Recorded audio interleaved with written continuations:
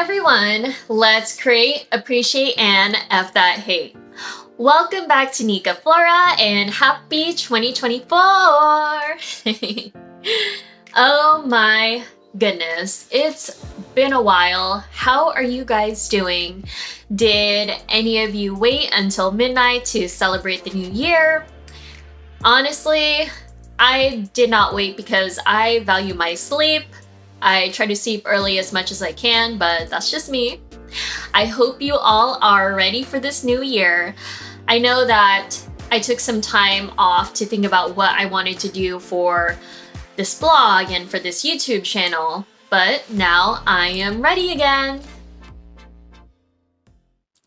For those of you who are new here, my name is Nicole. Nice to meet you. I started this channel because I want to teach people how to become better writers and storytellers. In my personal time, I read a lot of books and I publish stories online. If you want to check out any of my blog posts or read the stories that I've written, you can go to nikaflora.com. I also included a link below if you want to read my ongoing book, which is called Red Silver Hearts. I post a new chapter of my book every Friday. Aside from creative writing and storytelling, I also specialize in personal growth knowledge. When I was 16, which was years ago, by the way, I experienced certain difficulties in my life. Looking back at it, everything feels like a blur because I'm older now and I gain new perspectives. The past does not affect me like how it used to before. What I do remember is how I responded to those awful events. I made the decision to pick myself back up. I started reading personal development books and articles, watched videos, listened to podcasts, and eventually surrounded myself with people who are positive influences on me. My family and friends have always encouraged me to think differently and take action whenever something unfortunate occurs. I'm very blessed and grateful to have their compassion and support. That decision to empower myself in times of need is something I still do to this day. Honestly, life is always going to have its ups and downs. That is how life is. But through personal growth, I learned that you do have the power to turn situations around and get to where you want to be in life. However, it requires you to be willing to learn, to change your mindset, and you have to hold yourself accountable for the choices you make. Anyways, that was my little introduction. If you want to learn how to write stories, if you want creativity tips, and you want personal growth advice, subscribe to this channel and ring that notification bell. Thank you so much for the support. And with that being said, let's get on with the video. Yeah! So today I will be talking about the different types of characters in books and movies. I will be going over the most common archetypes and the roles that these characters play. This video is perfect for those of you who want to get better at storytelling, or if you want to create a film someday, then this information is essential for your journey. I've also written a blog post about this on my website, nikaflora.com. It's called Different Types of Characters in Books and Movies. Same title as this video. You can click on the link in the description below if you'd like to read it and learn more information. This video is different from my previous ones because the examples are based off of the Hunger Games series. If you have not seen the movies or read any of the books and you don't want any spoilers, then don't watch my video. Just log off, click off, bye. I'm just making a spoiler announcement before I talk about anything. I already warned you guys, so.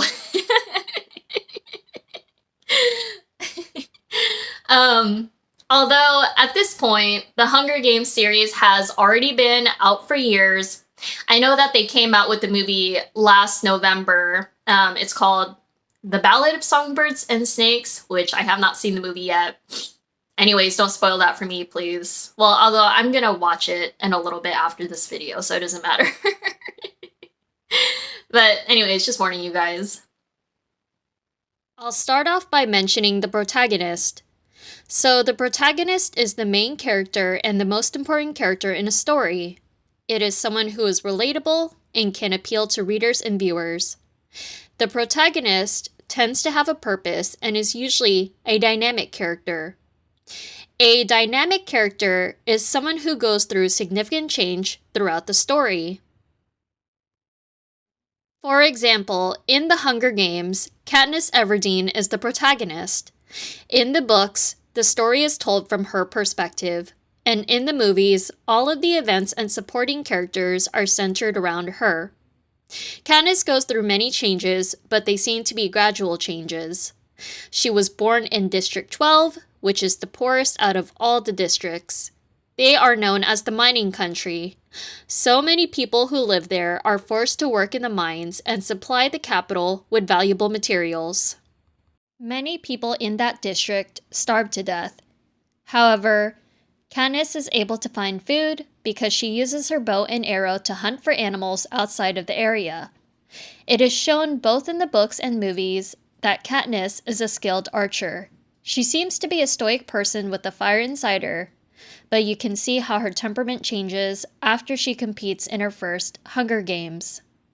If you don't know what the Hunger Games are, the Hunger Games is a punishment set by the Capitol. The Capitol is the faction who rules over all of the districts. So in the Hunger Games, each year, one boy and one girl between the ages of 12 to 18 is selected from each district. Then they have to fight each other until there is one survivor remaining. It's a cruel government, but since these are fictional books and movies, I personally find this concept to be interesting. Katniss is already skilled at survival, she was born in a harsh world, and she faces many challenges that cause her to want to take down the Capitol. Moving on, the second type of character found in books and movies is the antagonist. The antagonist is the villain who opposes the protagonist and has their own goals they want to achieve. In many stories and movies, these goals are usually immoral, whether it's ruling the world or making other people suffer. The antagonist will do anything they can to stop the main character. There can be more than one antagonist, but in the Hunger Games, the main antagonist is President Snow. Snow is the leader of the Capitol and all of Panem. Personality-wise, he is a cruel person who kills children and poisons the people who work alongside him. He even has Katniss's lover, Peeta, physically tortured and brainwashed him to want to kill Katniss. President Snow is a sadistic, evil jerk, but he is one of my favorite characters from the series. In the movies, the actor Donald Sutherland did an amazing job portraying Snow. I just wanted to commend his work, as well as all of the other actors and actresses. As for his goal, President Snow wants to continue ruling over all of the districts in the same cruel manner. He faced rebellions in the past, but his military forces subdued them and killed off the people who opposed him. Snow sees Katniss as a threat and tries to get rid of her countless times, but eventually he is defeated in the Mockingbird saga. What's interesting about their dynamic is that this isn't only a cat and mouse game where they try to chase and kill each other. It's a political game too. The people in the Capitol worship President Snow, and then they eventually like Katniss a lot too when they watch her compete in her first Hunger Games. I liked seeing the shift of power switch from President Snow and his peacekeepers to Katniss and her district forces. As for the third type of character found in books and movies, I'm going to talk about the secondary characters. Secondary characters are the supporting characters who play major roles in the plotline. They can be family and friends of the protagonist, or it can be a general who serves as the right hand of the antagonist.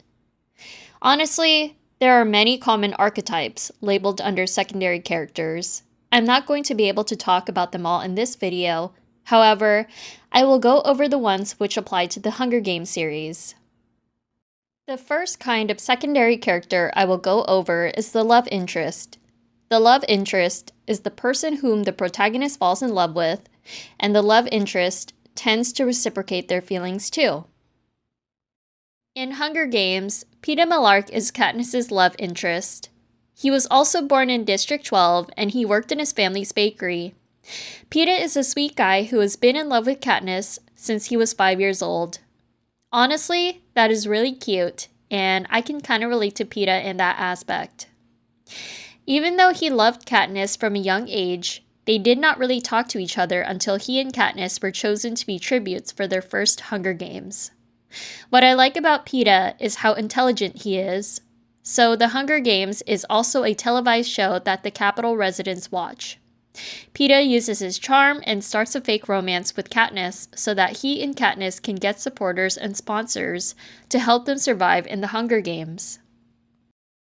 If you want to see an example of this, you should watch the scenes where Peeta talks to Caesar on YouTube. Peeta knows how to win over crowds and manipulate people's opinions. Although the romance between Peeta and Katniss starts off as fake, Katniss gradually falls in love with Peeta too. Peeta eventually becomes the most important person to her, and they both risk their lives to protect each other. Even if you're not writing a romance story or making a romantic film, the love interest is still found in many books and movies. Another secondary character is the mentor. The mentor is the person who teaches the protagonist how to be better, whether that be in skill set, character development, or both. Katniss and Peeta are both assigned a mentor, which is Haymitch Abernathy. Haymitch won the 50th Hunger Games, which happened at least 20 years before Katniss and Peeta competed in theirs. He is also the only living victor from District 12, so whenever new tributes are chosen, Haymitch has to coach them every year. No one survived until Katniss and Peeta proved otherwise. Haymitch is skilled with knives, and he specializes in strategy too. In his game, he formed an alliance with the female tribute from his district. Teaming up with someone else dramatically increases your odds of staying alive. He also looted food and created a rainwater system. They don't show much of Haymitch's backstory in the movies, but Haymitch is still a formidable mentor. He teaches Katniss how important it is to make other people like her.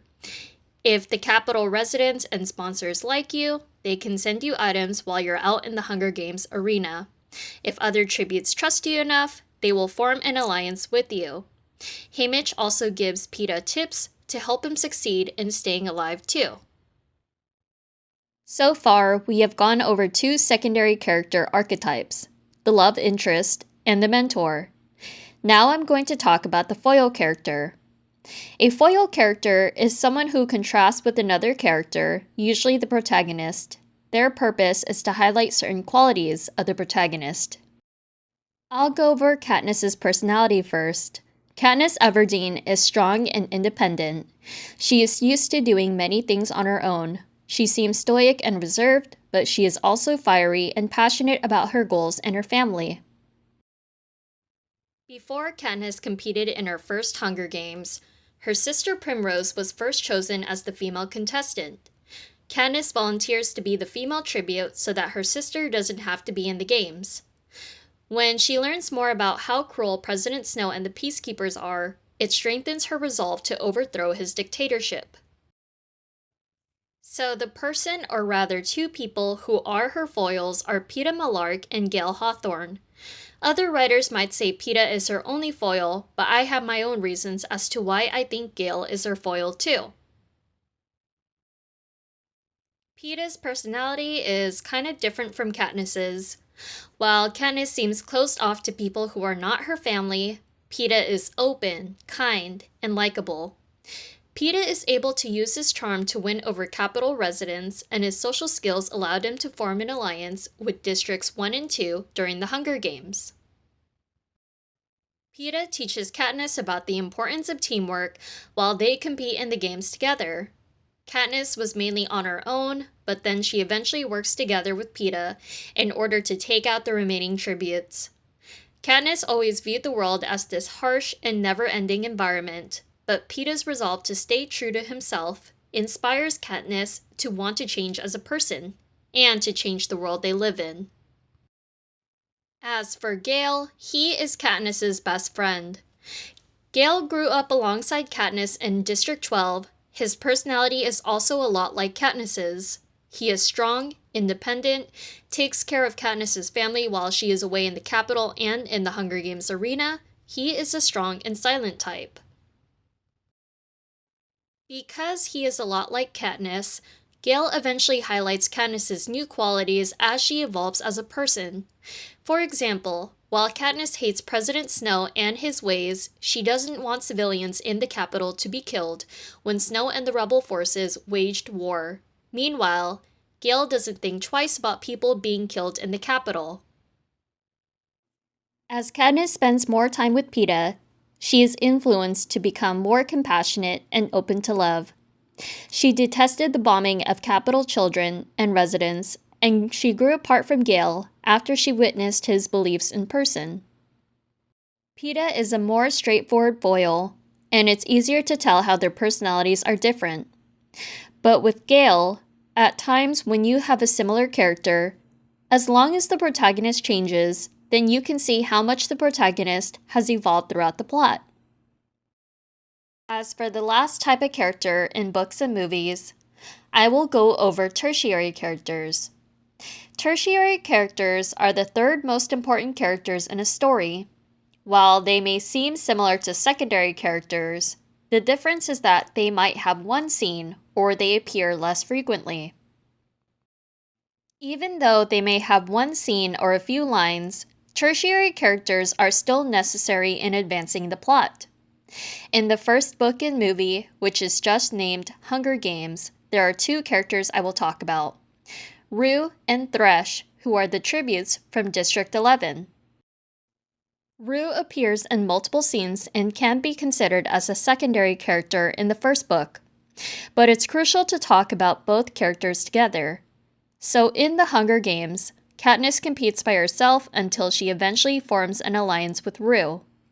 Katniss and Rue survive together for a while until someone from District 1 murders Rue. Then Katniss sings to Rue as she dies and held her during her last moments. Meanwhile, Thresh saw how Katniss cared for someone from his own district. After Rue dies, there is a scene where Clove, the female tribute from District 2, attempts to kill Katniss and mocks Rue's death. Thresh decides to intervene. He kills Clove and saves Katniss's life. Thresh only has a couple of scenes, but since he saw how compassionate Katniss was toward Rue, he gave Katniss one-time help. Obviously, if Katniss died in the first book, there would be no trilogy.